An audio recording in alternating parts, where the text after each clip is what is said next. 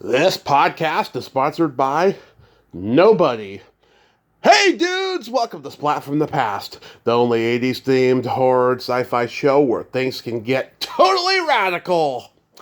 Now, I am so excited for today's show because I will be talking to Bronwen Mantel. She is a Canadian character actress and voiceover actor.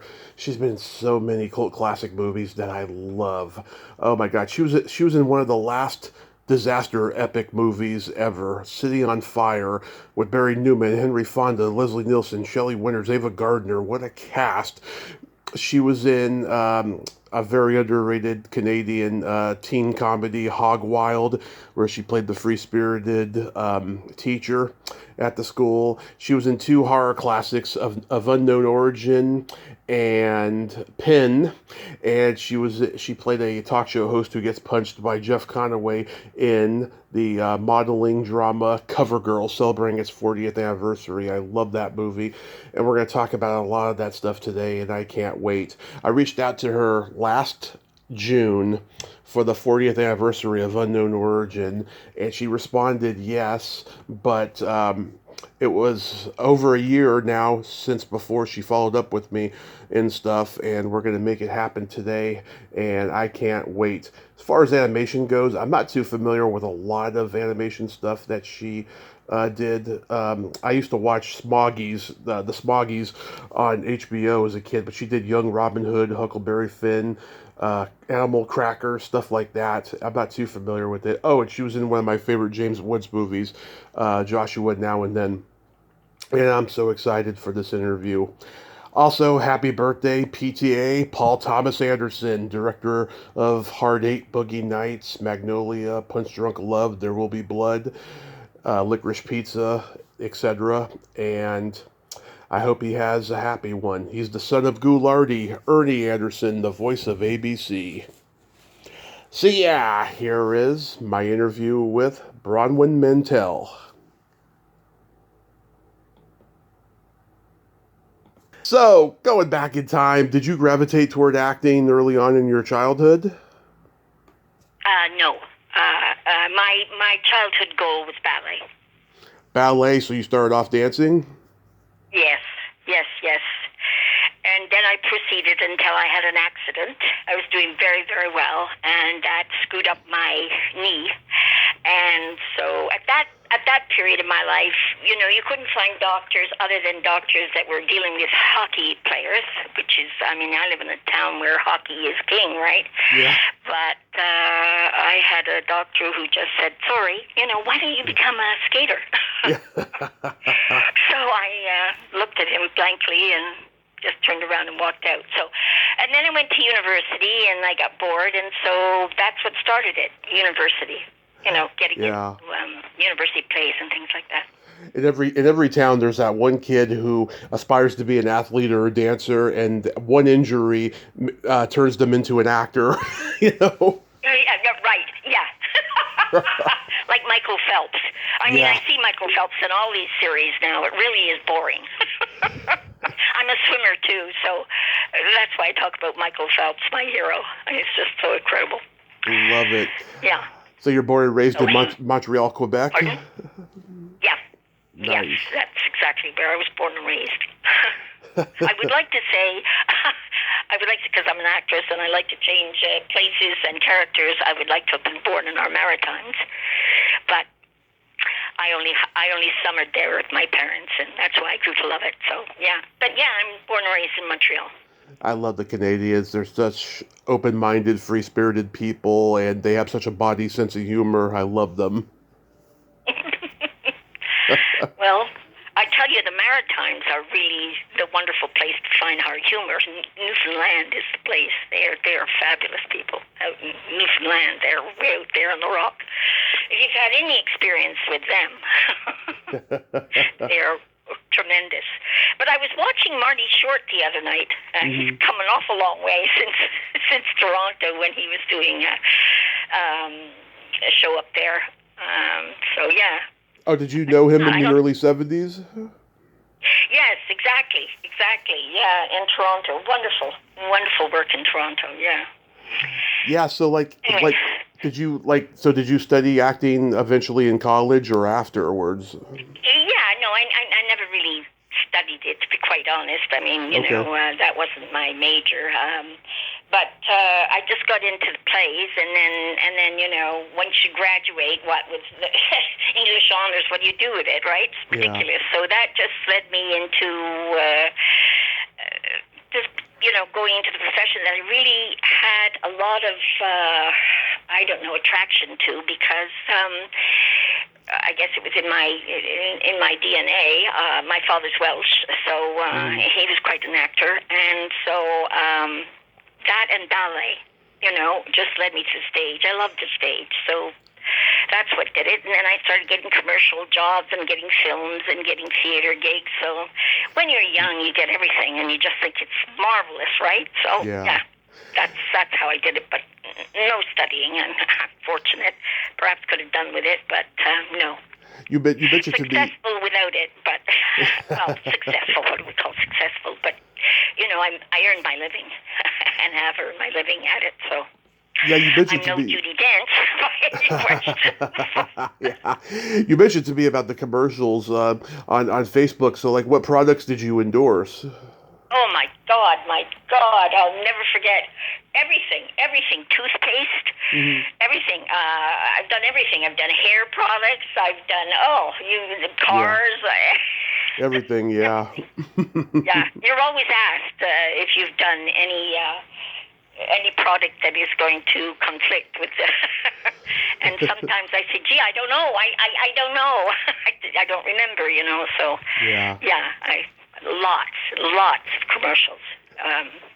Which pay a lot, are good bread and butter money, But the more I think of it, I like voice work. I love voice work. I won an Emmy, a Tony.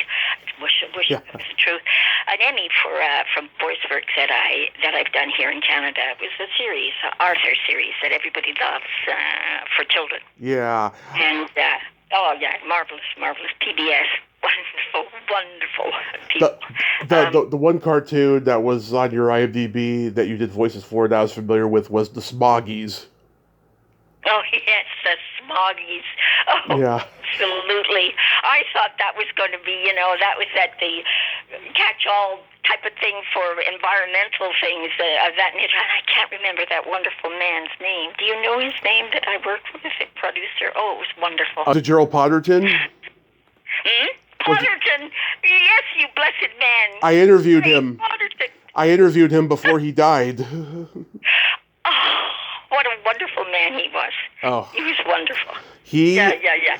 It's funny. I tried to end the interview for 20 minutes, but he kept telling me great stories, and we kept going. He was so great. Oh my God. He directed Buster Keaton in his last movie. Get out. Yeah. Are you serious? Oh my God. Buster Keaton. Amazing. Towards the end, Buster Keaton could only get cast in the Beach Party movies in L.A., so he had to go to Canada to make one of the movies that he used to make that he was known for, the silent films, and so Gerald was the director that was assigned. Oh my God! Isn't that one hopes that when somebody said because I read his book, and they said that he had a good life at the end. I mean, he was living very well at the end with his wife, Buster Keaton. He wasn't, suffering in any way for deprivation or anything. He was living a good life. But one wonders if somebody said to him, Mr. Keaton, this man is held in high regard in Canada, and we want you to know that we would only want him to be your director, something like that. You know what I'm saying, Tommy? Some sort of reflection of the esteem that he was held in. I don't know what I'm saying, but my dad loved Buster Keaton, so I just learned that from his DNA, Buster Keaton and Charlie Chaplin. I love. Chaplin. I have so many of his movies on VHS. I love Charlie Chaplin. Do you know, I happened to be in Vevey, France, the day he died. No. And in France at that time, Charlie Chaplin, they called him Le Petit Charlot, And my husband was there on a conference, and he was at a school somewhere, and so I was left to roam around on my own, and I was right outside his home. And it was just, he had a fence around it, but wasn't an austere fence. It was on top of a wall, but with wrought iron. But I couldn't believe that he had died, and I was there. It was just extraordinary. Oh, that is so wonderful. Yeah, it really felt fabulous. I really, and to hear him told Luc Charlot, he's held in such high regards, as you probably know, in Europe and in France especially. Oh, yeah. So it was really. Just like Jerry Lewis was loved in France. Oh, big time. Yes, indeed, Jerry Lewis. And what a wonderful man he was, too. With his telethons and everything. God, he never gave up. I mean, these are the people that you have to remember, eh? Oh, my goodness. Yeah.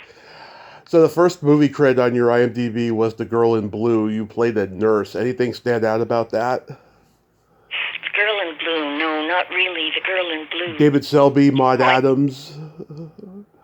There was a star in that, and I think it was A Girl in Blue. Wasn't it had something to do with jazz dancing or something, the star of it?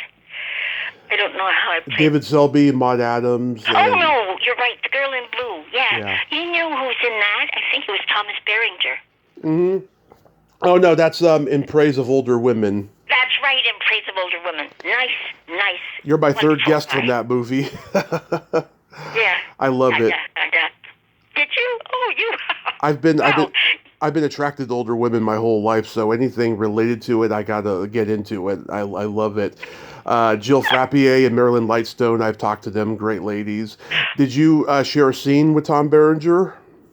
Yes, I did. It was, kind of Swiss, but I was in a restaurant with him, and I don't know whether I had an altercation with him or something like that. But afterwards, he was just so forthcoming, and very approachable, very approachable. I've worked with Nicolas Cage, who is not so approachable.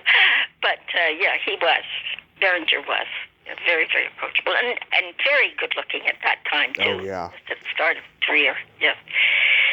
So... You were in one of the very last all-star disaster epics, City on Fire. How was that experience? Well, it was a wonderful experience because that great actress, Ava Gardner, was in it, Henry Fonda was in it, and then, the person that Leslie Nielsen, Shelley Winters, James Franciscus, Susan Clark. Great cast. She was, but she was really, really bad at that point because they would have to help her from the Winnie, and they would, things like that. But I remember she was sitting in a room when I first arrived on the set, and somebody said, well, don't bother her, eh? But she's down there, okay? So I disregarded that, right? We do. Hi, Miss Winters. Hello, she said. Yeah. Don't bother me. I told him not to bother me. Tell you, don't bother me. I said, okay. No problem. I'm not coming in. I just wanted to say hi. I'm an actress too. Just like you. Don't bother me. Please don't bother me. Boy, did I get hell. You're bothering her. Why are you bothering her? Oh God, did you get cut out? Oh, yeah. I got chewed out by her assistant. You shouldn't be bothering. I know. I just wanted to tell her how high she is. I don't care what you want to tell her. You don't have to tell her anything. Who are you to tell her anything? I'm absolutely nobody. I'm so sorry. Pulling on my forelock and backing out. Yes. I hate that hierarchy. I really do.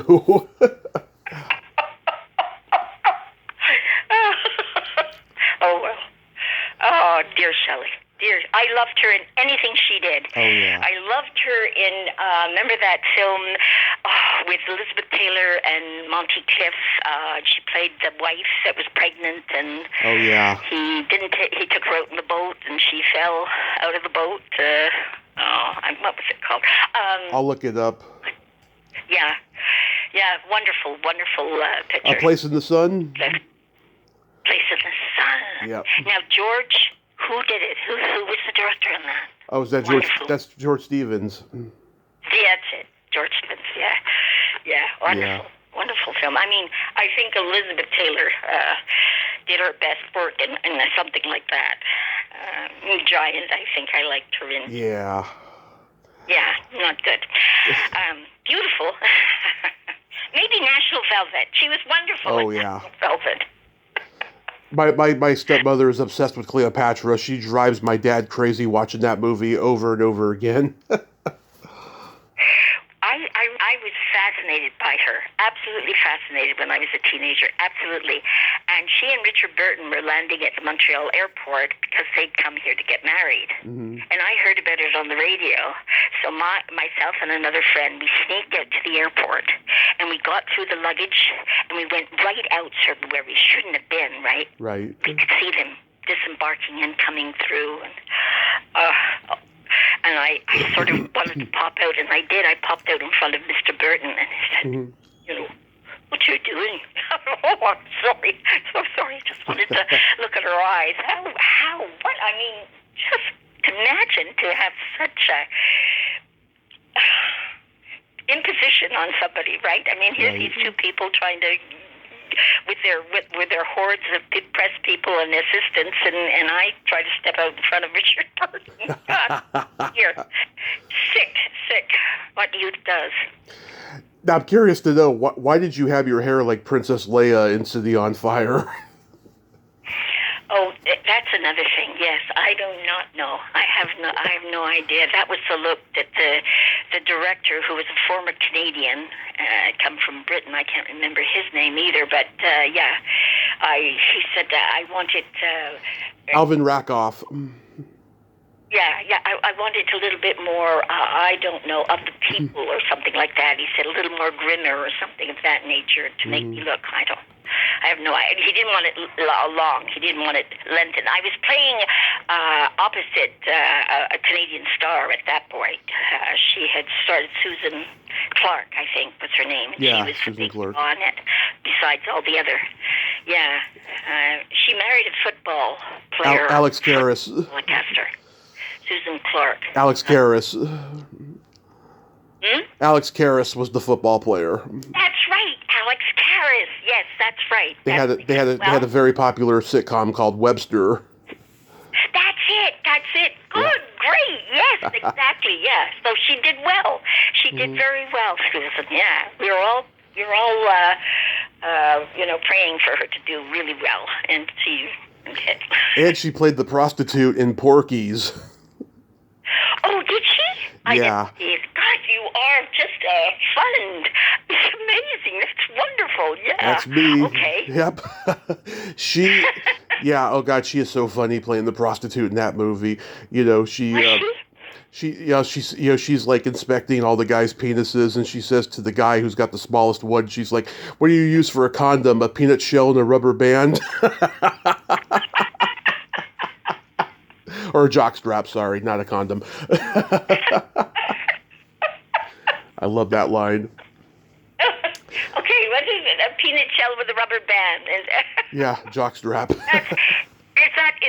That would have been useful when what's her face interviewed Stormy Daniels. Oh yes. On Jimmy Kimmel's. Jimmy Kimmel. Now, there's somebody I admire a lot. I just think. Oh yeah.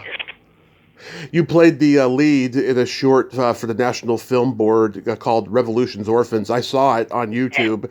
It's a beautiful, compelling film. Oh my God. What did you think about it? True story. Yeah. True story, too. Yeah. I was named, I was given the nominated for Best Actress for that. Mm-hmm. But my co-star won for Best Actor. Yeah. Rudy lived. Yeah. That was a true story, and it was his story. You can see it in his scenes. Yeah. I mean, he was so overcome with emotions just thinking about it that it was really quite. We had an excellent director on that, and he just, was so good. John Smith. Yeah. John Smith. Yeah. Very. Yeah, I mean, it should be at least remade today or re-released, because I'm sure even Holocaust survivors of today can relate to this movie. Absolutely.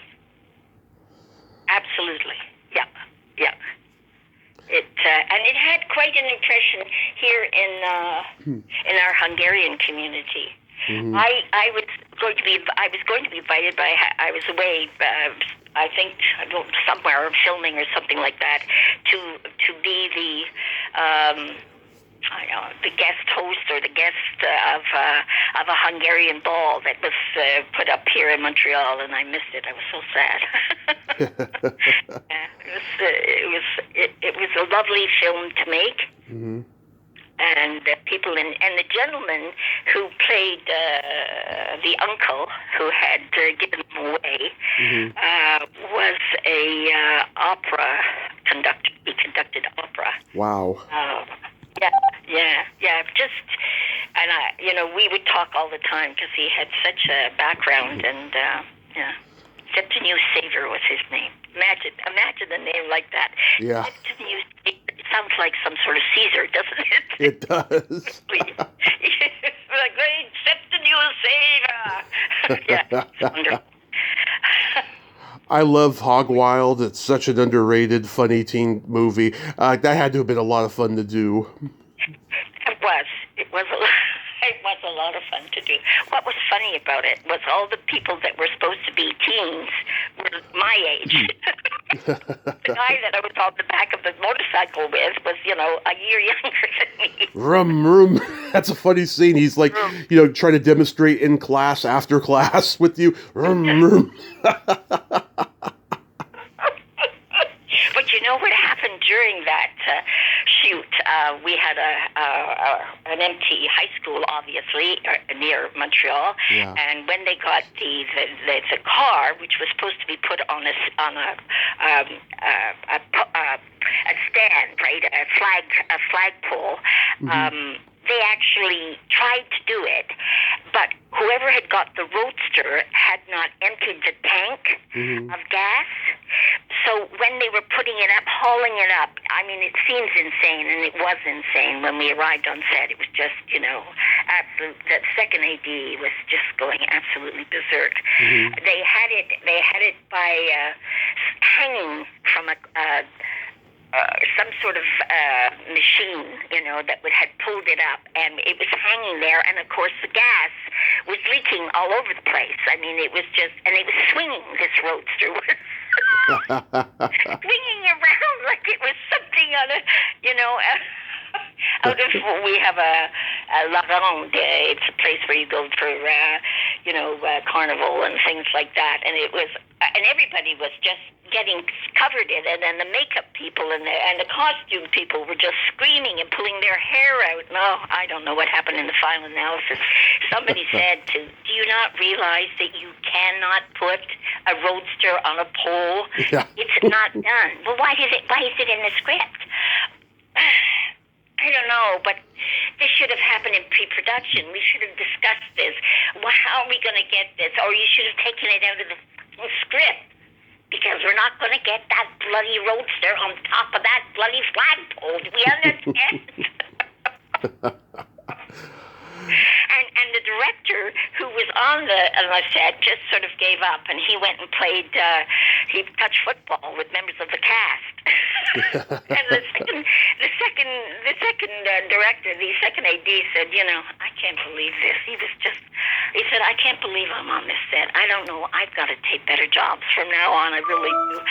And finally, when they got to how they were going to shoot this goddamn roadster, he yells out to the director who's running around with fellow, castmates. Hey, Sid, we're ready to shoot, but listen, we'll wait for the half.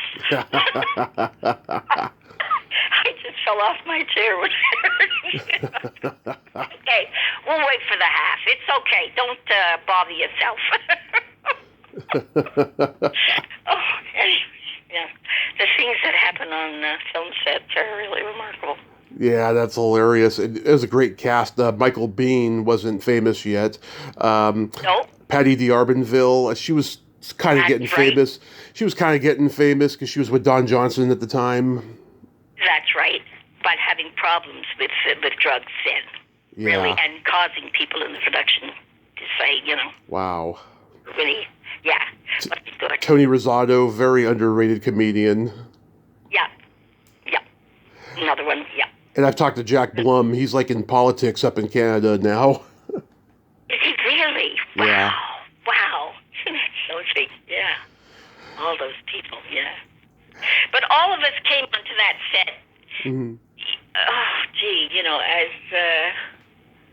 as what I'm trying to say, just innocence, naive, not really steeped in what we should be doing, with because you're in the high school classroom, and then you leave. Okay, break. Everybody can go away, and people were taking pencils and things like that. And the DOP, the second AD, came back and said, Mm-hmm. "Has anybody taken a pen from this?" Well, yeah, I took it because this is a hot set. Do you not understand what a hot set is? No. You don't take things. That was established. That's been established, that pen. Where did you remember where you took it from? No. And did you take that book there? Yeah, I'm just looking at it. Well, no, this it was really the land of oddballs. It really was. I don't know how it ever got out. I really don't. They finally produced it. Yeah, you got your Elton John glasses in that classroom. And I think this was Helen Udy's first movie. I've talked to her. They were wonderful. The Udy sisters. They were wonderful. But of course, anyway, we won't go into it. Oh, no. Helen kind of filled me in on it. Yeah.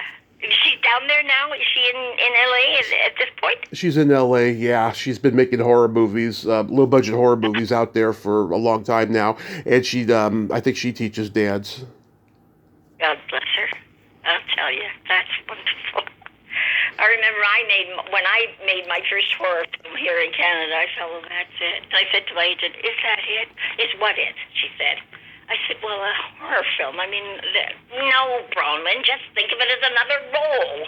For heaven's sake, why do you have to be so despairing all the time? Yeah.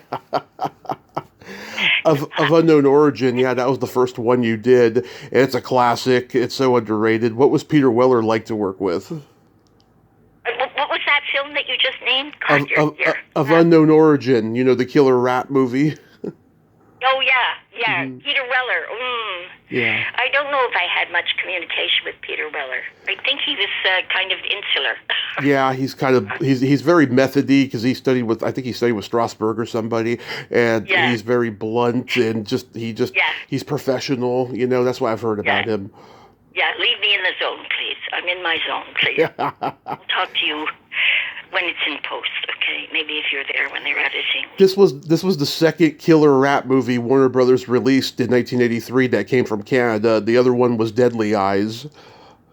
Oh, wow. Yeah. Are you an archivist? Are you? I am a historian, archivist, absolutely. The intimate details there are just extraordinary. It's wonderful. Thank you. Yeah, I mean, Sarah Botsford was in Deadly Eyes. I talked to her a few months ago and stuff. And yeah, I mean, these killer rap movies were starting to come out of the woodwork after Food for the Gods was made in the mid-'70s. And the sequels were made up in Canada, but that was later, years after this movie. But yeah, George P. Cosmatos was the director. I heard he could be a tough director. Did you find that to be so? George, no, I don't remember that. I'm sorry. George Cosmatos, that's okay. Yeah. When you're talking about these sequels, about Canadian sequels, I remember shooting a film that became sort of a cult film called Babe, and it had Jasmine Beef as the star. She was a little roller skater gem, and it had Buddy Hackett in it. Oh, yeah. I don't know if you've ever seen it, but Buddy Hackett, I remember sitting in his whinny with me, and he was just so saddened by the fact that here he was in Dogpatch. This is what I call this place. He said, Dogpatch. Mm-hmm. I talked to Milton Berle the other day, and Milton Berle said to me, you're going up to Dogpatch to shoot a film. And I said, yeah. God, I'm this creep that is the director. Where is he from? Well, the director was a very wealthy kid. Mm-hmm. His parents really, indulged him, and they indulged him in producing this film that was really.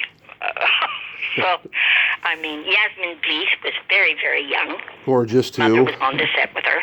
Do you remember she was in Baywatch? Baywatch, I think. Yeah, she's gorgeous. Yeah, she went on. Well, she was like they were trying to follow through with another young, that beautiful girl that's in Your Miracle, not Baby, something. She was presented as a young girl to a very wealthy man. I can't remember the name of the film. It caused a huge backlash. But you know who I'm talking about. Of course. She used to sell furniture at one point. She was selling Lazy Boy. Oh yeah, I know who you're talking about. I can't think of who, but yeah, I remember. She played in Blue Lagoon, and she was just gorgeous. Gorgeous eyes. She's still absolutely gorgeous. She used to say, oh yeah, what was it? She used to say, make the call. I think it would be good for you. Yeah, I know who you're talking about. Yeah. Jeez, I tell you, when the brain goes. But yeah, so it was sort of a variation on this will be her star vehicle, right? It didn't turn out to be that way because we had to shoot it 1 year, and then the next year things went wrong with this director who was, really a strange guy. But so that's why Yasmin Bleeth grows. When the film finally comes out, she grows 2 inches. So the mismatch. And she makes the guys grow. Absolutely.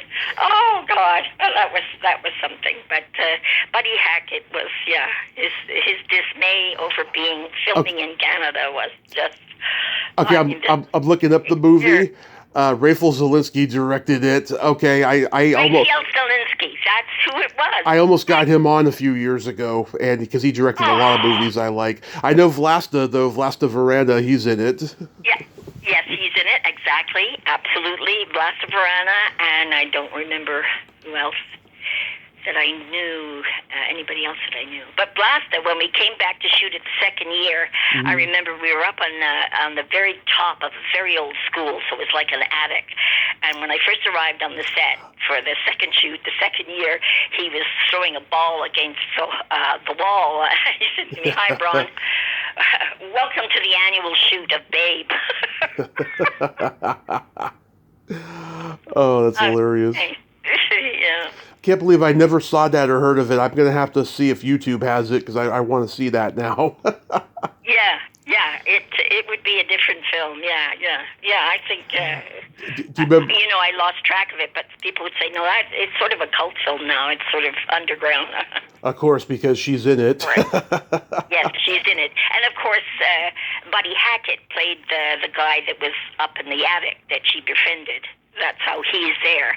That's a creepy thought. The attic of, it's like Phantom of the Opera or something like that, or I don't know, somebody, that's up in the attic and the child finds them. He's a hermit, That's the basis of it. Yeah, he's like a hermit or something. Yeah, like exactly. He's a hermit. And it's their relationship, but of course they never built on it at all. It's just sort of had to appreciate that and suspend your disbelief. That was the basis of it. Oh, I gotta see that. Do you remember when you were the TV talk show host in CoverGirl? Yes. I do. I do remember that. And that was a problem too. Well, you get knocked out by Jeff Conaway. Yes. He was an unhappy man. Yeah, I heard. He was an unhappy man. I heard he was very unhappy. He was so talented, but he was miserable. Yeah, so talented. And he'd just come off of that wonderful program, right? With the taxi. Taxi, yeah. Right? Yeah. Yeah. Yeah, and he really felt that he wasn't being honored enough. I don't know, but he was always in such a bad mood. And one time, I remember him coming into makeup. Maybe that was it, that he had to come into where the hoi polloi were to get his makeup done instead of having a special room for it. But he had a script, some new revisions in his hand, and he just threw them everywhere. And they just landed on people's makeup and faces. And yeah, he was an unhappy man, that man. And I think somebody's well-known sister was with him at that point. And I don't know if it was the Australian singer's sister, the one that was so wonderful. She died of breast cancer. Wonderful. She used to be. It's Olivia Newton-John? Olivia Newton-John. Yeah, because she was in Greece. Newton-John's sister. Yeah. Yeah. Yeah, she was dating him at the time. Right. I believe. I might be wrong, Yeah. You never know. Yeah, I mean, you ask Irina Ferris, what it's like being a model, and she says it sucks. It's a funny scene overall because, even though you should never hit a woman, no matter what, but the fact that he tries to aim for her and hits you is hilarious. Because you play it so gracefully. Oh my God. Yeah, I forget some of these films. It's not good, Bron. It's not good. I'm trying to put together my new website. So, I'm collecting all my films and getting them on MP4 and formatting them and stuff like that. So, and I thought initially that, well, why don't we just hit the range? Yeah. That's what we've got to do, Bron, is hit the range. And I thought to myself, no, that would work in the UK, but it's not going to work here. You're going to go, oh my God, where did she come from? Oh my God. Well, she's got quite the background, I'm sure she has, but we can't use her background. We'll just, I don't know, put her as the grandmother. Put her as the dead grandmother. Is she good at that? Well, you played a mother on The Hitchhiker for Roberta Weiss. Yes. Yeah, she's got like these curtains flowing and she's spiritually dancing around them. And you're like, what are you doing? Yeah. Oh, dear. I remember that one very well. Yeah, because I love The Hitchhiker. I used to watch that show when my parents were asleep because it was so dirty.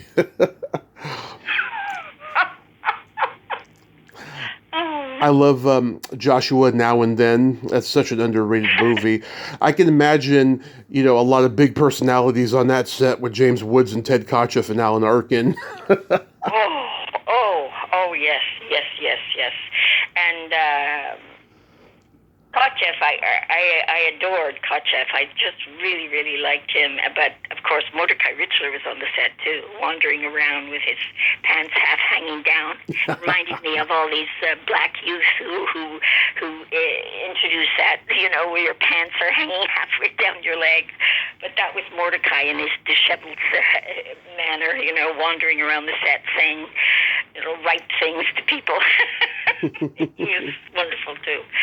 Yeah, but James Wood, I think, was really cottoned to a woman who was part of the group that was part of the girls, the girls that hung around the lead and girlfriends type of thing. And he just thought she's drop dead gorgeous at the time, and he just couldn't break away fast enough. He couldn't hear cut fast enough so that he could go and talk to Linda Smith.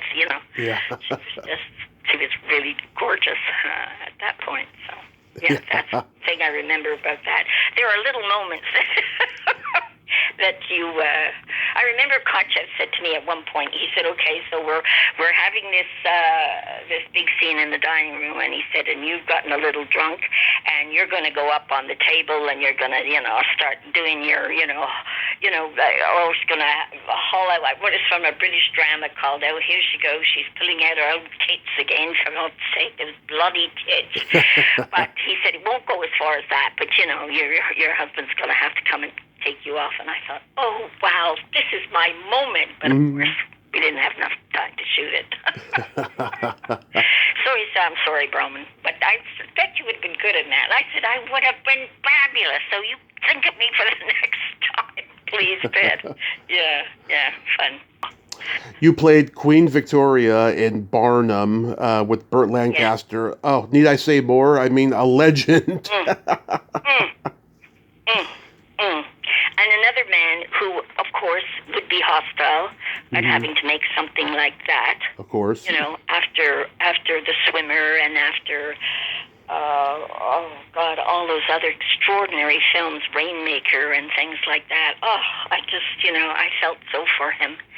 But he was, his hostility was very upfront. You know, you couldn't approach him.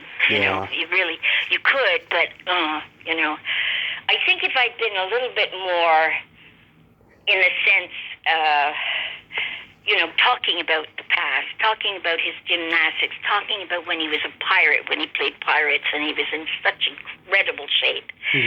But you remember the film, The Swimmer, where I thought that was... That's a great movie. Yeah. And there's another one that he stars in New Orleans, not New Orleans, but it's about a southern... Elmer Gantry. Oh, Elmer Gantry. He won the Academy Award in that. Oh, God. You see? That's what I mean. There he was in the Academy. And here he was playing in Dog Patch. You know what I mean? He was in Dog Patch, when he...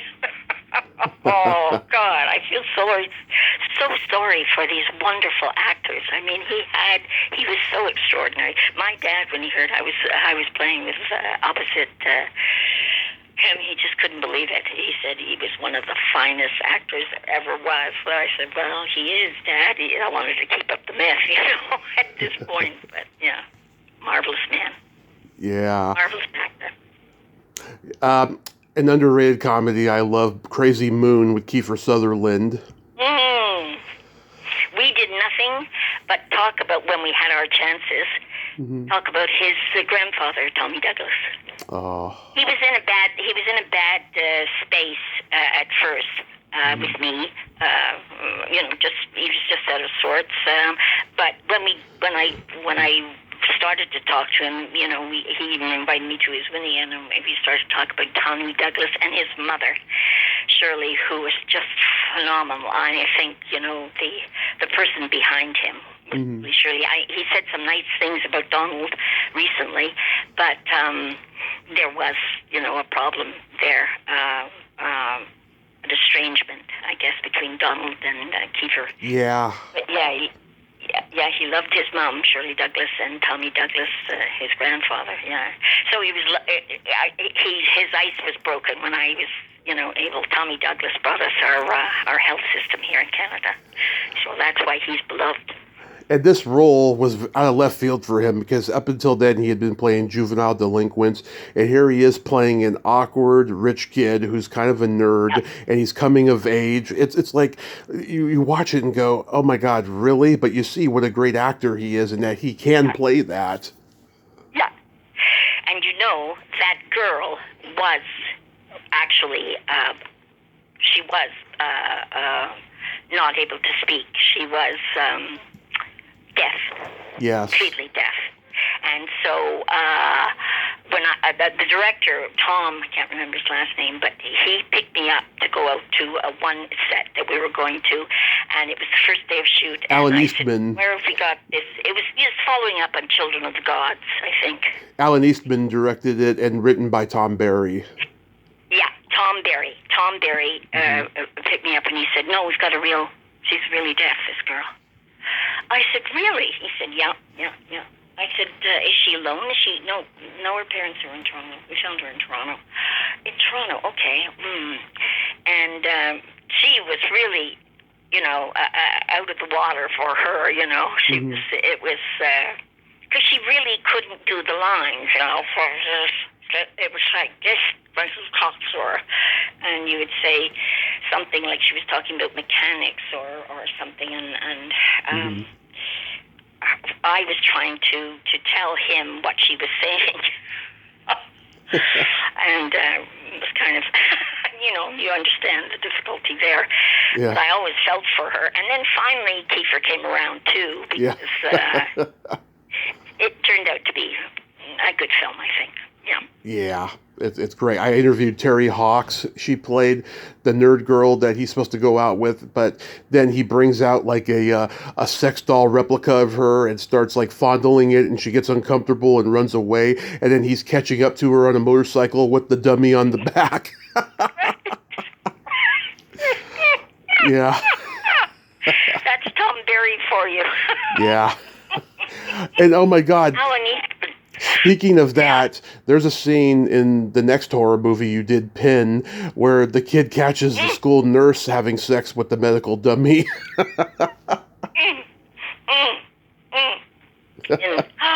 my God, Pin. Oh, yes. Yeah.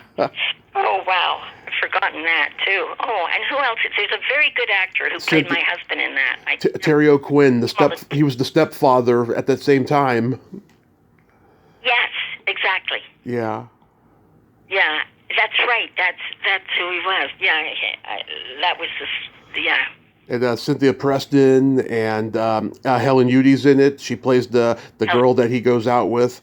Yeah, it's a very underrated, creepy horror movie. And you play a pretty hard-edged mom in this. Terrible mom. Yeah. Yeah. Terrible. Yeah. Yeah. And there was a little girl in that picture, I remember. A little girl. Was she the daughter? I can't remember. But she was a real sweetheart, really, Tom. And she was left. Her parents just left her on the set. And then, at the end of the day, when we're all wrapped, she's still standing there, this little, right? She couldn't have been more than 5. I said, what's happening with this little girl and then somebody came forward and said, no, we've got her. If they don't come, we can take her home. We know where she's going. But I just thought, oh, is this the future for this child? That a mom drops her off and says, well, they'll get her back. They'll get her back here. I mean, I don't have to go back. I can't go back and get her. In the early days when I remember I made a commercial and they literally had 4 or 5 different babies upstairs that I could run through, that I could take into the picture, take into the shot. And then if it didn't work out, we had another baby too.